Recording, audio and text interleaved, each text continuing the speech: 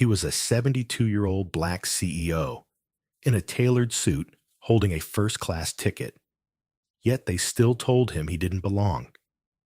What they didn't know, he held the power to shake their entire empire. Stay with us, because this story doesn't end at the gate. Dear viewer, what you are about to witness is not just a story. It is a powerful testament to the quiet power and pursuit of justice in places most people ignore. If this is your first time here, I warmly invite you to share where you are watching in the comments below. And if stories like this move you, challenge you, or make you think, consider subscribing and clicking the bell icon. We share voices that deserve to be heard every day. Thank you for being here. Now let's get into the story. The automatic doors parted with a hushed whoosh as Carl Thompson stepped into Denver International's Terminal B. At 72, his tall frame remained upright, though the lines etched across his forehead and the silver in his closely cropped hair spoke of decades of triumphs, losses, and quiet victories. He wore a tailored dark gray suit, a subtle nod to timeless style, and a burgundy tie that glinted with dignified pride. But to the airport staff, Carl was just another older black man trying to travel, an inconvenient blur in the rush of modern efficiency. His skin, rich and warm, was met with practiced smiles from overworked agents and sideways glances from passengers who in their hurry deemed him expendable. Carl moved through the hall with deliberate calm, each measured step, carrying discipline born of decades in boardrooms and philanthropic initiatives. The buzz of rolling suitcases and hushed announcements filled the air, but there was something off in the flow. Within moments, he sensed it. A shift, a flicker of judgment. It wasn't overt racism. Denver was far more polished than that, but a subtle choreography of exclusion. Just then, Jerry Worthington, the airport's assistant general manager, emerged from a side office. Tall and impeccably groomed, he carried an aura of power that demanded attention. His tie was perfectly knotted, his suit uncreased, and his posture an unspoken statement, "I belong." As Jerry passed Carl, his eyes flickered down, then away. A controlled smirk curved his lips as if Carl's presence disrupted an invisible order. Moments later, Carl approached Gate B12 to confirm his reservation. Jerry's colleague, a younger agent, rang him up automatically as Mr. Thompson. Carl smiled politely and gave his confirmation code, one he'd carefully verified before leaving his penthouse in Cherry Creek. He saw the keyboard click, heard the breath that shouldn't have been held. He saw the hesitation as the agent scrolled back and forth in the system. "Oh, I see," the agent said, voice syrupy. "It appears your seat assignment has changed, just like that." Carl's brow lifted in surprise. He glanced at Jerry, who hovered just off camera, arms folded like a sentinel. Jerry's gaze reached out and snapped back, as if told not to feel. "I booked 2A window seat," Carl said evenly. No astonishment, no anger. The agent typed. The screen glowed back as if lit by someone else's intention. "This seat's no longer available," she said. "We can give you 35F instead." A low murmur rose in the line behind them. One or two heads turned. Others remained fixed on their devices. No one asked why. Carl took a breath. He unfurled his wallet and quietly showed his boarding pass. "It still indicates 2A. He remained polite. He didn't raise his voice. Hate rarely needs announcement. Sometimes it moves in silence. Jerry stepped forward uninvited. "We're reallocating for branding purposes, Mr. Thompson," he said, gaze flat, voice rehearsed. "Seat consolidation is part of our new aesthetic. I hope you understand." Carl smiled again, but it didn't reach his eyes. His eyes were still, quiet, observant. He replied softly, "Understood," and he stepped aside. Jerry breathed out a micro expression of relief passing through his posture. The agent quickly slid a new boarding pass across the counter. Jerry tisked, discreetly turned his back, and strode off. Another passenger, a middle-aged woman in a floral blouse, was ushered forward with ease and excitement. She flashed a bright smile. She got 2A. Carl paused. He glanced into the distance as if seeing through walls through expectations. He checked his phone. A single text message flashed across the screen. Begin. No encryption. No fanfare. Just a single word scrawled in urgency. From the moment the screen lit up, everything started to unravel, because what looked like a simple shift in seat assignment was far more layered.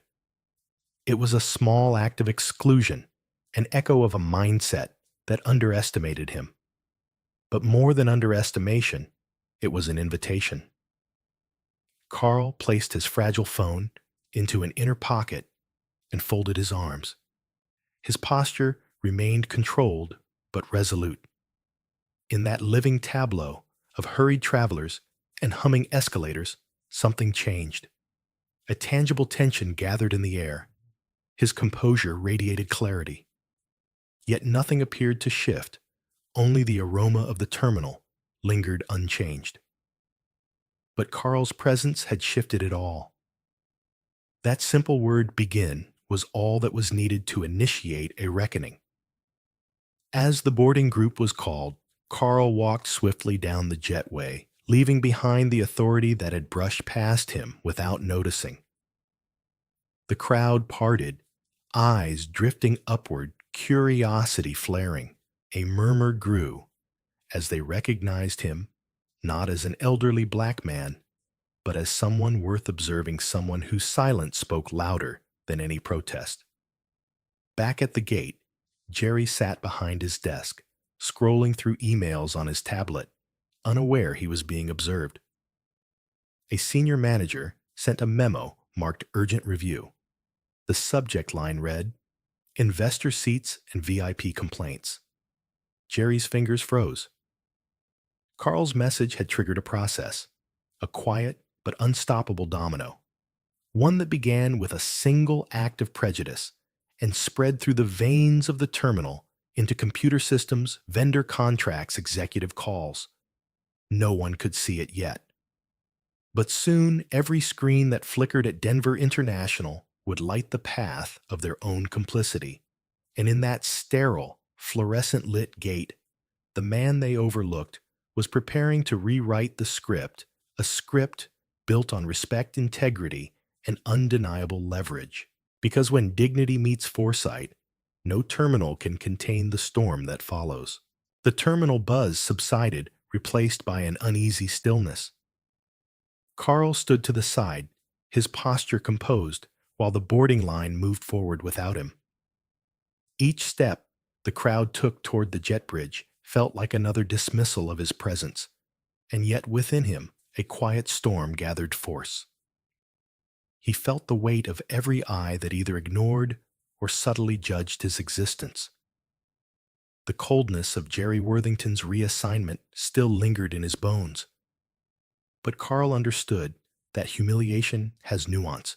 It rarely needs a shout to sting. Carl didn't interrupt the flow. He didn't cause a scene. He simply existed, fully aware, fully present, in a space that tried to render him invisible.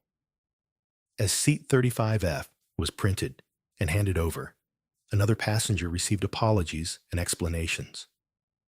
A mother with a stroller was offered complimentary refreshments.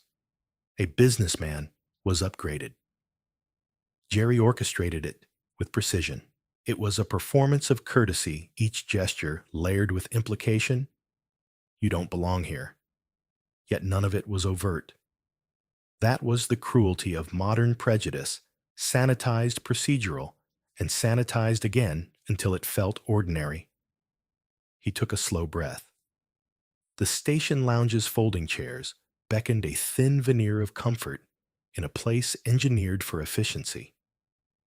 Carl positioned himself in a corner vantage point as though studying the terminal itself. Every ankle fidget, every bored sigh, every hopeful glance toward flight monitors. Among the well-dressed crowd, a few faces lingered on him, some curious, some pitying. He held each gaze with poise and patience, not allowing them to dim his purpose. For in this humiliation lay a story worth unspooling. Within minutes, flight attendants began ushering first-class passengers down the ramp. The boarding announcements were cheery: Clinical Group 1, Group 2, Priority First Class. Carl watched as each group passed him by his eyes, reflecting nothing but calm. He'd seen this script play out before, only this time he had no intention of fitting the narrative. Instead, he allowed the silence to gather around him like a cloak. Behind that stillness, wheels of strategy were already turning. A low voice beside him startled him. The voice of Meredith Lyons, an investment partner he had flown with on similar routes many times over. Meredith, in her late 60s, with carefully styled silver hair, spotted him and paused. "Carl, I didn't see you board. Everything okay?" She asked, her tone polite but tinged with concern. He nodded, placing the boarding pass on the small table between them. "Seat reassigned," he said simply. She frowned and scanned the area, noting the empty seats and the crowded hum around them. "Oh dear, they should have called you. Are you comfortable?" Carl offered a reassuring smile, his eyes warm but resolute. "Quite," he replied. Inside, though, he felt an inner tightening. This wasn't about comfort. It was about recognition. And denial of recognition hurts far more than rough treatment. Meredith watched him with growing unease. She had seen him chair international boards, lead charitable foundations, mentor underprivileged youth. The idea that an airport manager could treat him like an inconvenience was a jarring contradiction to the legacy he carried. Meredith squeezed his shoulder before moving on, leaving him with a silent acknowledgement that prickled the sterile air of the terminal. He watched her go, and he considered the significance of her gesture. It wasn't much. It wasn't grand. But it was human. And that was everything. It reminded him that even in shame, dignity could still resonate. Jerry returned to the gate desk, speaking quickly into his phone. Carl noted the tension in his posture. There was irritation beneath the performance. Even if Jerry hadn't expected a protest, he definitely didn't expect quiet defiance. Jerry glanced back at Carl, once lips tightening again. But there was something different in Jerry's expression now. A flash of recognition, maybe. Or perhaps a flicker of discomfort, a tremor of unease sparked by defying Carl's simple humanity. Carl didn't look at him. He didn't need to. He closed his eyes briefly. He could feel every muscle in his body releasing the tension that had coiled inside him. This wasn't subservience. It was calm. Control. He understood the impact of presence more than anyone there did. A text buzzed again. "Keep observing." A single directive. He absorbed the words without question. This was more than a plane ride. It was terrain to map, to witness, and to trace back later. A small group of travelers gathered nearby, whispering. They didn't know enough to speak openly, but the tone of their murmurs was unmistakable. Carl resisted scanning the group. Let them speculate. Eventually, curiosity became discomfort, became silence. That the slow transformation was what he would record. Hundreds of small micro-behaviors that together formed a pattern. Each moved beyond acceptable social norms, but still remained within plausible deniability. The boarding gate, however, began to empty. Soon Meredith's boarding group was announced. They rose quietly, giving him respectful smiles. She lingered and said, "Let's catch up soon.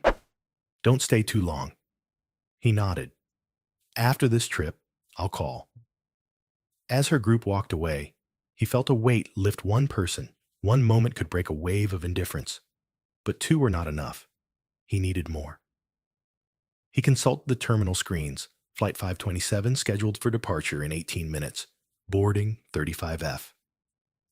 He stood and began walking toward the gate.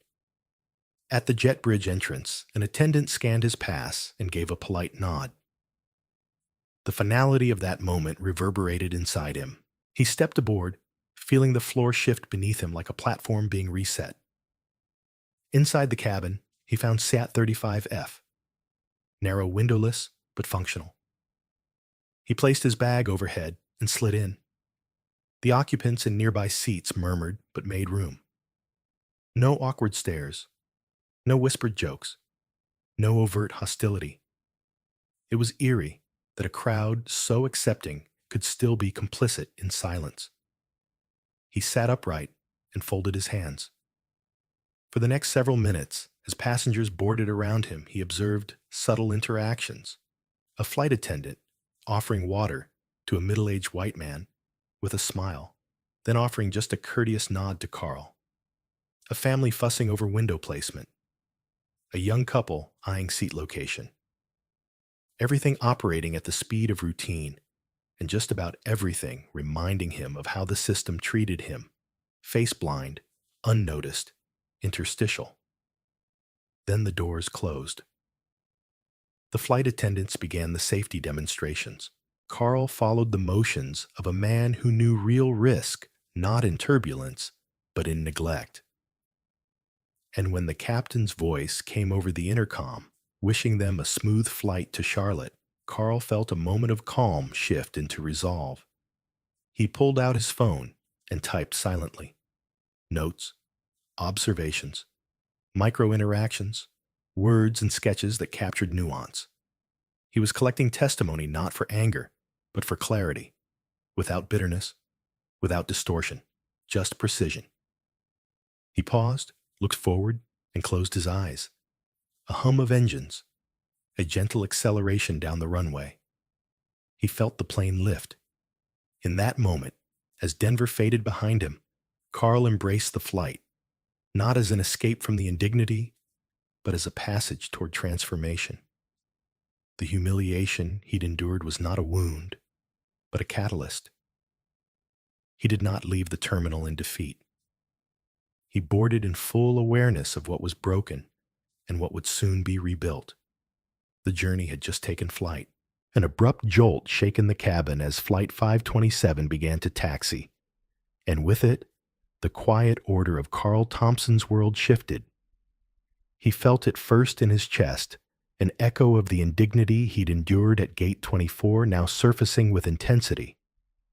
The plane's movement reverberated through the fuselage, and Carl's mind pivoted from observation to analysis.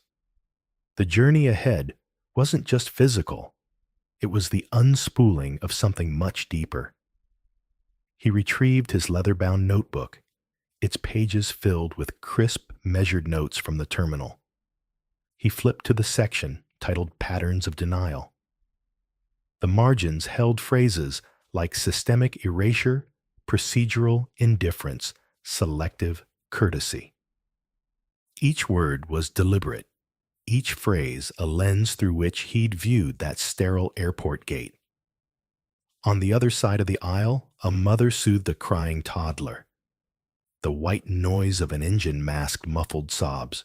Every small gesture offered apologies. Polite smiles passed around him like currency he had no need for. He felt the power in their performance, the weight of unearned approval. The cabin lights dimmed as final boarding wrapped up. A flight attendant with a neat ponytail walked past, offering water to nearby passengers. She passed Carl, briefly locking eyes before granting him only a nod, as though acknowledging his presence was optional. His throat tightened, then relaxed. That nod wasn't courtesy, It was compliance. That small moment told him more than any grand confrontation ever could. The seatbelt sign illuminated. Engines roared. Flight attendants moved down the aisle securing overhead bins and checking seatbacks. Everything resumed as if nothing had happened yet. Everything had. Gone were the gestures of inclusion for others. Gone were the small tokens of recognition. In their place was silence. And in silence, Carl detected a fissure.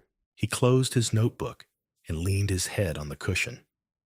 As the cabin ascended, so did his resolve. He didn't travel nearly as often anymore, but when he did, it was with a purpose. He wasn't just a seasoned businessman or a seasoned philanthropist. He was a witness, an archivist of slighted dignity. Every flight, every layover, every passing glance offered material, raw, unfiltered, sometimes painful. But through meticulous documentation, it became evidence. Beside him, a man in a tailored suit dropped a pair of cufflinks on the floor. Carl noticed it saw how a flight attendant stooped to retrieve them, then offered a towel for cleaning. The man smiled and nodded, arms folding across his chest. Across the aisle, Carl's request for a glass of water had been met with silence. Like a spotlight, that tiny action illuminated the gap between preferential treatment and mere presence. He tapped a note. Flight attendant, attention, basic dignity, unspoken hierarchy remains. He paused, inhaled the hum of the engines, and wondered how many such stories unfolded every day across boarding gates, corner offices, and service counters, only swallowed by silence. An announcement crackled through the cabin. Turbulence expected in 15 minutes. Carl prepared for movement, tightening his seatbelt, lifting his notebook between his legs like a shield. Then the plane shook. Soft at first, then more insistent. Voices rose, some anxious, some calm. Carl felt the psychological tremor. Discomfort was universal. Fear didn't discriminate. But embarrassment, that carved deeper trenches of humiliation. He closed his eyes, letting the wings vibrate beneath him. He thought of Jerry Worthington, the airport manager wearing faux concern like a uniform. Jerry had been smug. He had been precise. And he had been wrong. Carl had walked away then, and Jerry had probably assumed the incident was over. But Carl didn't walk away. He carried it forward, gathering it in his notebook, threading it into a mosaic of evidence. The turbulence intensified rattling trays and rattling nerves. Children whimpered. Adults sighed. The man with the dropped cufflinks gripped his armrest. Flight attendants calmly secured service carts. Then quietly, they moved past Carl again, ignoring him. No water offered this time. No check on comfort. No eye contact. The silence grew vast. In turbulence, all of them feared gravity, yet all of them believed Carl was already beneath it. He recorded, "Turbulence neutralizes select privilege, but biases endure." He stared at the empty space between his seat and the aisle, an intangible expanse carved by unspoken decision. His silent defiance pulsed. He could have raised his voice. He could have demanded redress. But this wasn't about noise.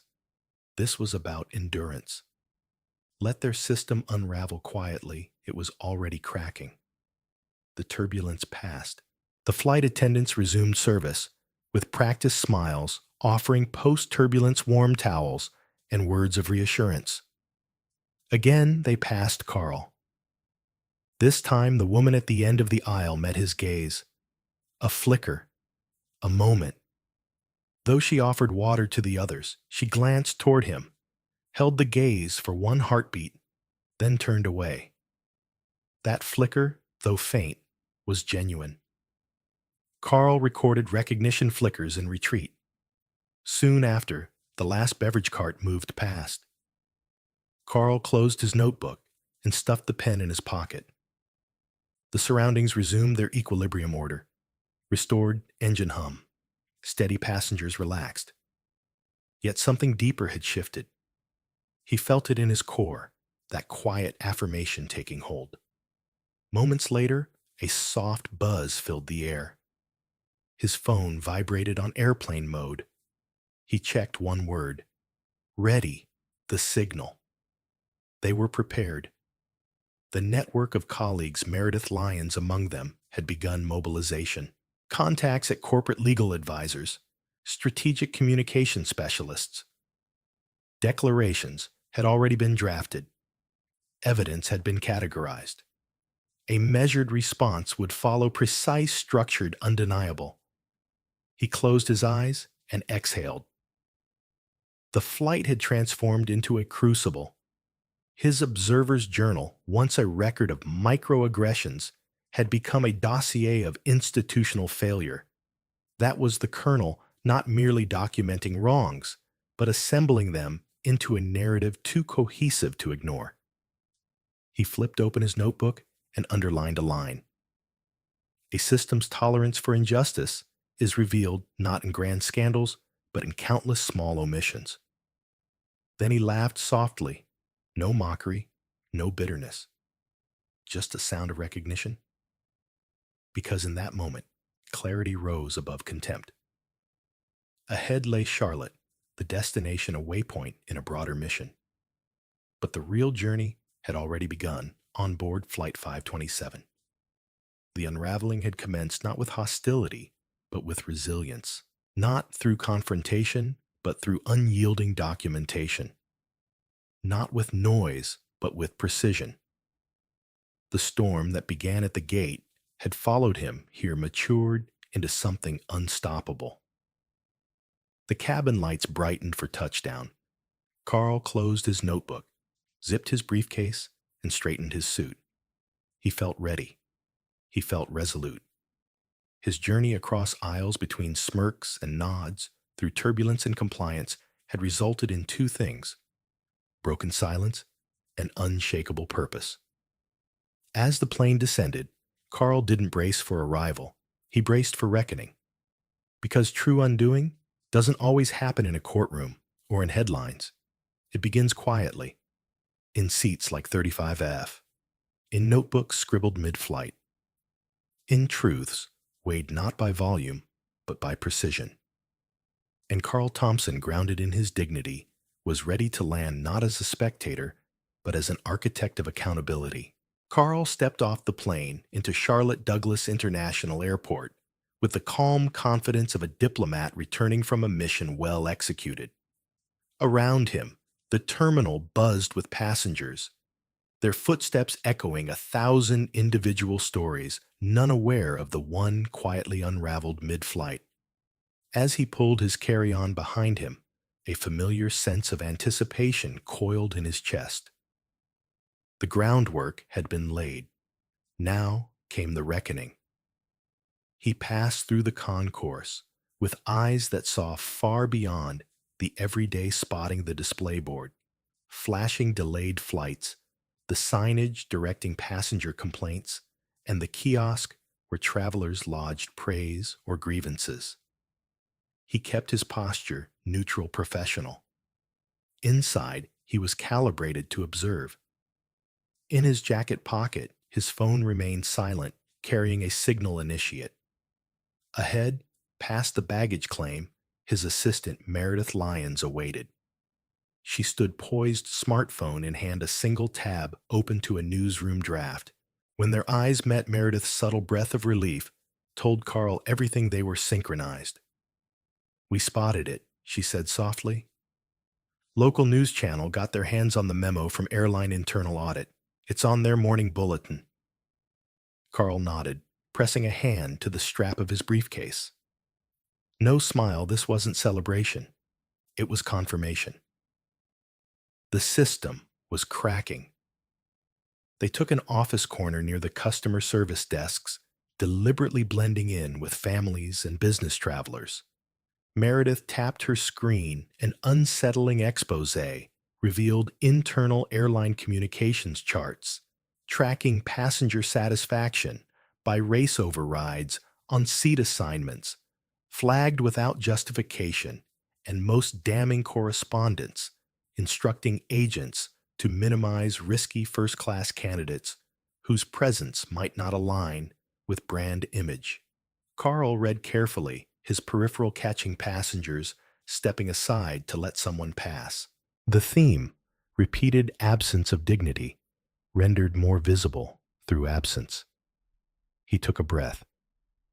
This was the pivot, the point at which indifference shifted into institutional accountability. Meredith's phone buzzed. They've published the restroom camera footage from Gate 24. Carl's gaze lifted. There it was, a silent video, his approach to the gate, the silent smirk of unknown bystanders as the manager redirected him, the junior staffers' conflicted glances, the flight attendants' averted eyes. He watched again, slower this time, capturing what others had dismissed, the pivot moment when courtesy became complicity. He touched Meredith's arm. It's enough.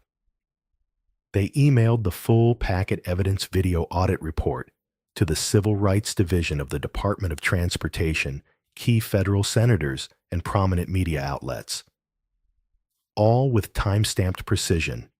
To each a message, institutional patterns exposed. Not anger, not threat, just clarity. As they moved toward the congestion of customs and baggage claim, Carl's phone vibrated again.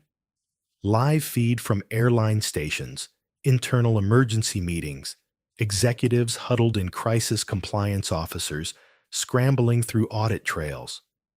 Frontline agents upended in interrogation.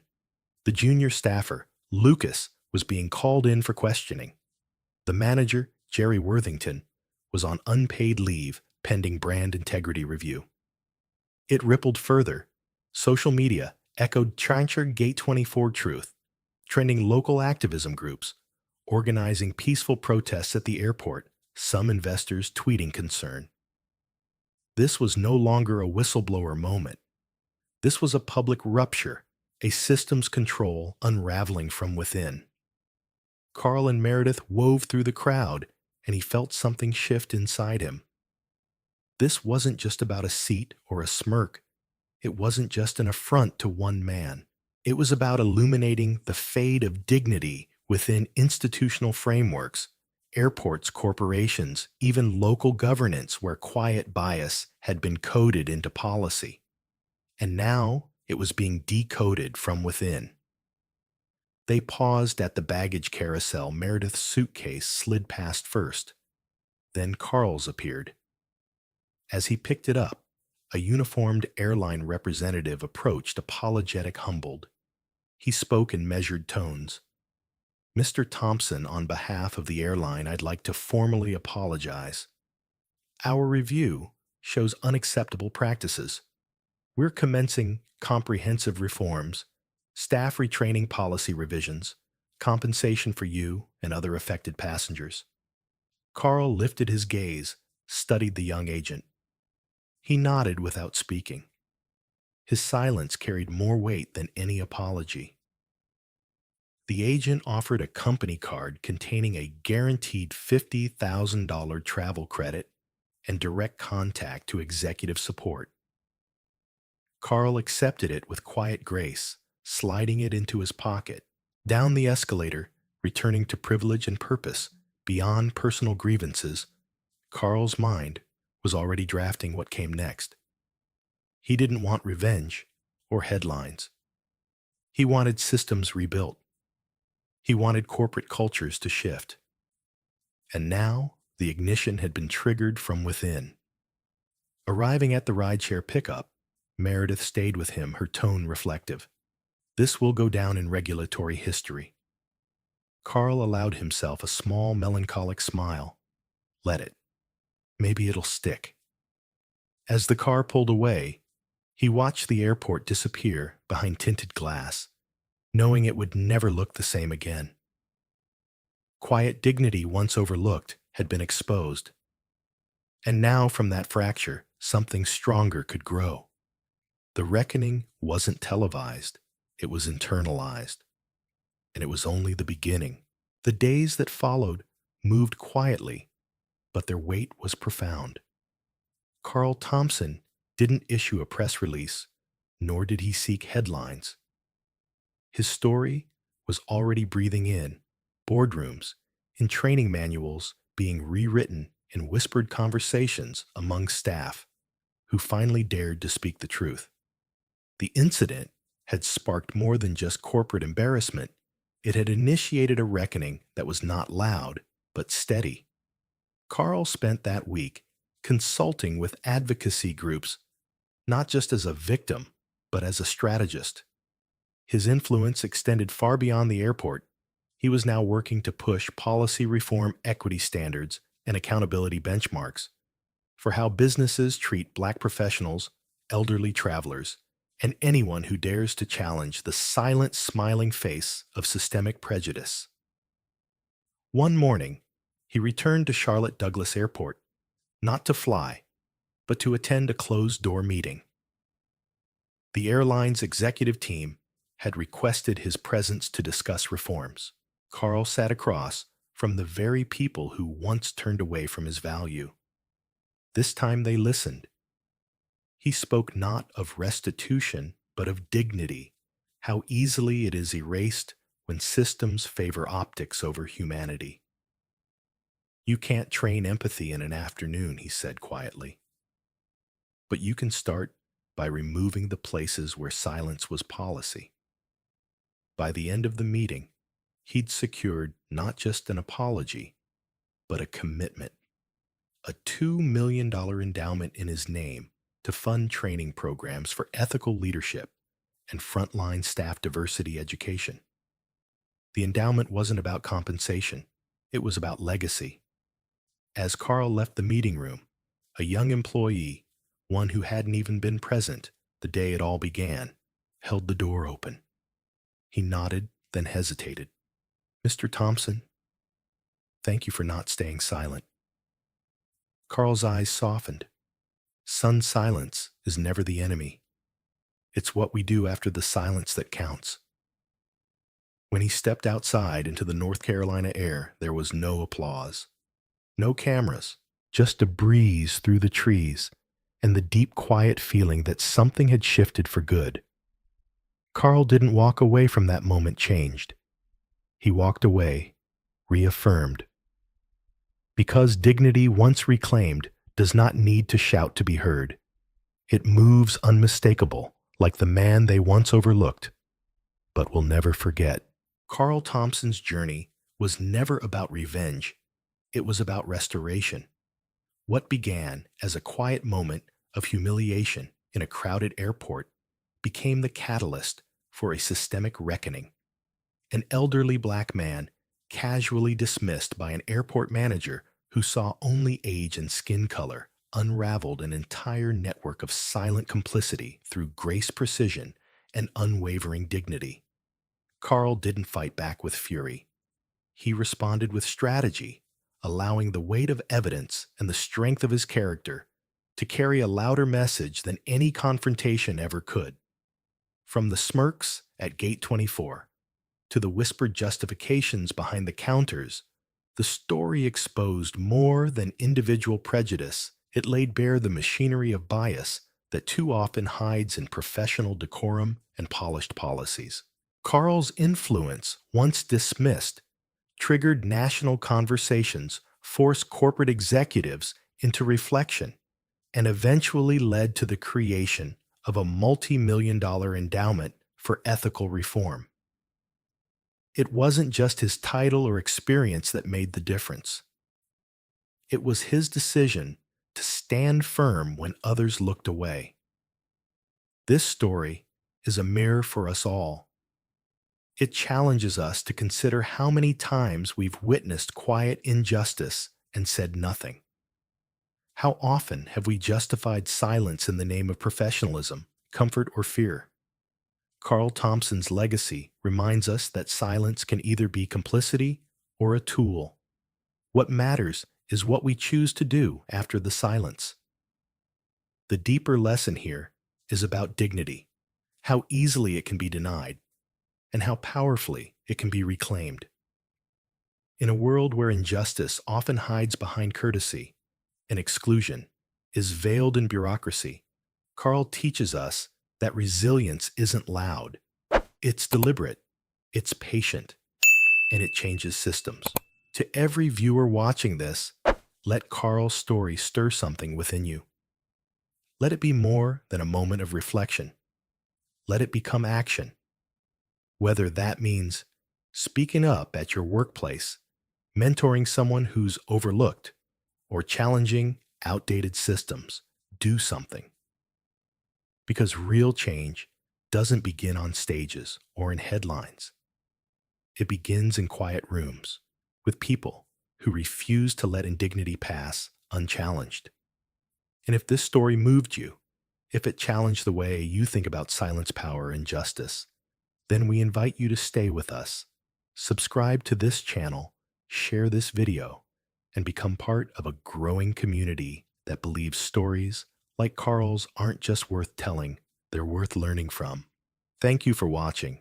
Let's keep pushing forward together.